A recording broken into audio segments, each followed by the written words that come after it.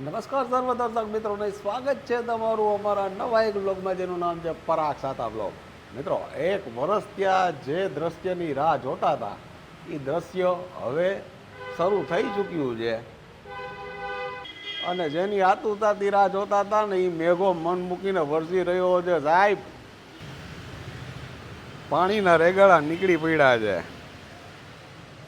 વાતાવરણ જામી ગયું છે, માહોલ જામી ગયો છો. તો એક મસ્ત મજાની રેસીપી તમારા માટે લઈને આવી ગયા છીએ, પણ એ કેવી રીતે બનશે એ પૂછવું પડશે અમારા હોમ મિનિસ્ટરને. તો ચાલો ઝડપથી એને પૂછી લઈએ અને શરૂ કરીએ આજની આ વાત. ચાલો પહોંચી ગયા છીએ આપણે કિચનમાં. પારું અંબા અંબા અંબા અંબા, જય શ્રી કૃષ્ણ. જય શ્રી કૃષ્ણ. તો વરસાદ વરસી રહ્યો છે, તો તમે આમાં શું જમાડવાના છો? બસ છે, આવા વાતાવરણમાં ખાવાની મજા આવે ને એવું સરસ મજાનું કડવું, મીઠું, તીખું એવું કેળા મેથીનું શાક બનાવવાનું. શું વાત કરો છો? હા, સરસ મજાના. જો આજે આ કેળા જોયા ને મેથી હતી એટલે મેં કીધું લાવ આજે કેળા મેથીનું શાક બનાવવું, તમને નવું શાક ખાવા મળે. મેથી કેળા અમારી ઘરે જે થાય ને એ એક અલગ રીતે થાય છે અને ખાવાની ખૂબ મજા આવે છે. જે આ ચોમાસાનું વાતાવરણ હોય ને એમાં મેથી ખાઈ ને તો આપણા પેટ માટે સારી, કે પેટમાં દુખે નહીં. અને કેળા તો ઓલવેઝ છે જ. તો ઝડપથી બતાવી દો, ઝડપથી. હા, જો આ એક બાઉલ મેથી લીધી, 3 નંગ કેળા ને 2 નંગ ટમેટા. પછી બનાવતી જાઉં ને કહેતી જાઉં તમને હું. સીધું ને સરળ હોય તમારું. સીધું ને સરળ. એક બાઉલ મેથી, 3 નંગ કેળા. આમ તો યાદ રાખવું હોય તો 2 ટમેટા અને 3 કેળા, 1 2 3. કમાલ જો તમે. નોર્મલ આપણે રૂટિન જે મસાલા હોય ને એનાથી જ બને છે. સાવ સહેલું છે ને એકદમ ઝડપથી બને છે. આ શાક ઠંડુ ખાવાની મજા આવે છે. તમારે ટિફિનમાં લઈ જવું હોય તો એમાંય તમે લઈ જઈ શકો છો. એટલે બધી રીતે અનુકૂળતા વાળું છે શાક. પેલા છે ને ટમેટા બાઈ છે બહાર જઈને કોકને કયો ને કે મારે આ શાક ખાવું છે તો મળે નહીં. આ સૌથી મોટી વસ્તુ છે. મોટી વસ્તુ છે. આ આપણા દાદીમાં નાનીમાં વખતની આ રેસીપી છે. પહેલાં છે ને ટમેટા આપણે આવા બારીક સુધાર લઈશું. હા, બને એટલે આવા બારીક સુધારવાના. ઓલા કટરમાં કરીએ ને એ નો, એમાં પાણી નીકળી જાય, નો મજા આવે. આ રીતે આવા બારીક સુધારીએ ને એ જ વધારે મજા આવે. આમાં રસો અંદર રીએ ને એમાં જ આપણું શાક ચડે સરસ. ચાલો, ટમેટા આપણા સુધારાઈ ગયા. તો આ મેથી આપણે સુધારી લેશું. મેથી એ સુધારવી જ પડે એમ ને? મેથી થોડીક સુધારવી તો પડે જ, તો સુગંધ બહાર આવે. સુગંધ બહાર આવે, અંદર ચડી જાય સરસ, બધું મિક્સ થઈ જાય.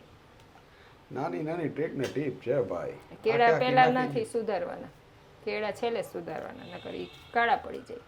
આ બધી છે ને થોડીક નાની નાની સમજણ છે, શીખ છે, જે ક્યાંય એના ક્લાસીસ કર્યા નથી સાહેબ. આ બધું ઘરમાંથી ને શીખાય છે. એટલે આમાં કાંઈ બહુ હોશિયાર જેવું કાંઈ સાબિત કરવા નથી માંગતા, પણ આવી થોડી ઘણી ખબર હોવી જોઈએ, જેથી કરીને કોઈ દિવસ વાંધો ન આવે. બરોબર ને? થોડોક ખ્યાલ હોય તો કામ લાગે, ક્યારેક ઉપયોગી થાય આપણને.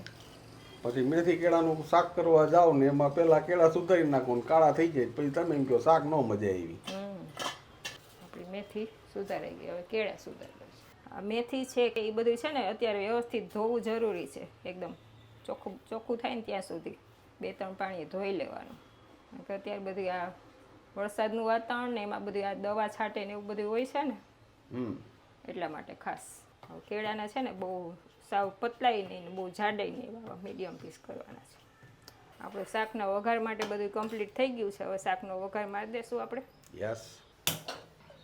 એટલું શાક છે ને એમાં 1.5 પાવરું તેલ આવશે, બહુ બધું તેલ ન આવે. તેલ ગરમ થઈ ગયું છે. આ છે અડધી ચમચી રાઈ ફૂટી ગઈ છે. આ છે 1 ચમચી જીરું. મસ્ત સાઉન્ડ આવે છે. આ છે 5 ચમચી હિંગ ને અડધી ચમચી હળદર.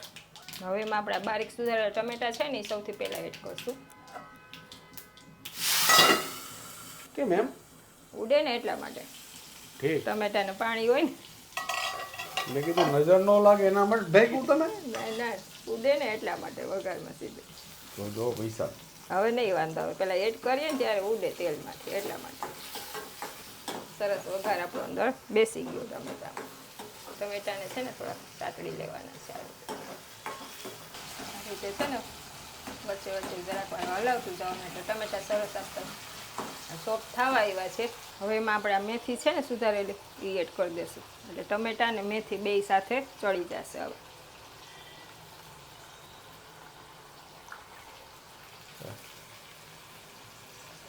હાફે કૂક થઈ જાય ટમેટા અને મેથી નાખી દેવાની, પછી મેથી નાખી દેવાની, બે સાથે થઈ જાય.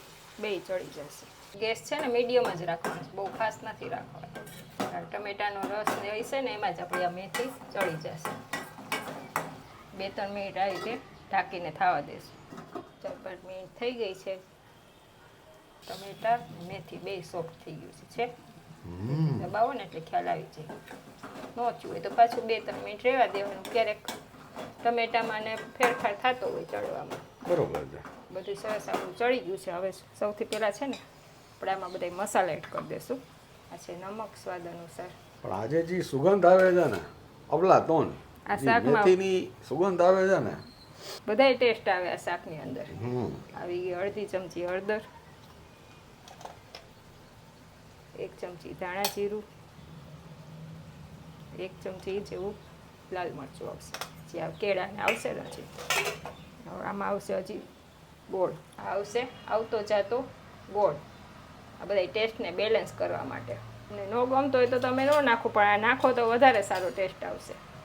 હવે આ બધું સરસ આપણે મિક્સ કરી લઈશું મસાલા બધું.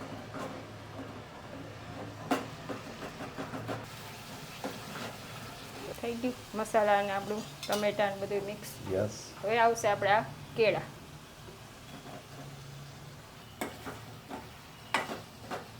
આવે ને એટલે ભાવતું હોય ને તો એકદમ મન થઈ જાય, ભૂખ ઉકળી જાય. કા થઈ ગયું બધું સરસ મિક્સ. હવે પાછું છે ને ગેસ સ્લો જ રાખવાનો છે.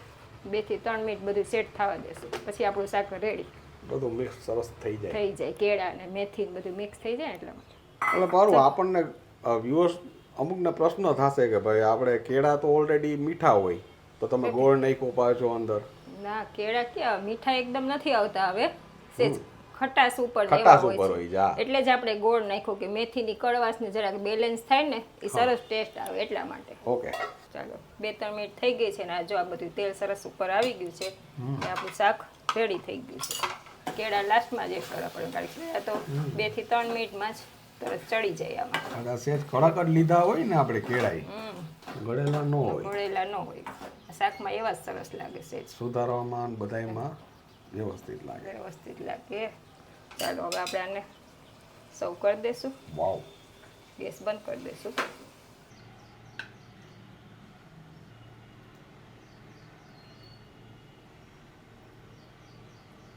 આવી ગયા માથે ગ્રીન મરચા, આવી ગઈ આપણી કોથમીર. એક જ શાકમાં તમને બધાય ટેસ્ટ મળી જાય. રેડી છે. આવા વાતાવરણમાં ખાવાની મજા આવે એવું આપણું સરસ મજાનું મેથી કેળાનું શાક. Thank you very much my dear friend.